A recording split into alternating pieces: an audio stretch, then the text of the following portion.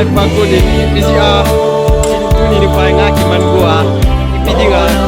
ipidi petap di dengan house bed ya di pan nama nama tengah baru dia punya orang sendiri mana orang sendiri terkira jadi bah supaya kita kita pakai pasal kita ipidi kita jago ngacuy kelu sina ki matia na chen sia kana dan kasanga penata ko hasan ka dengan ya nam ya rasma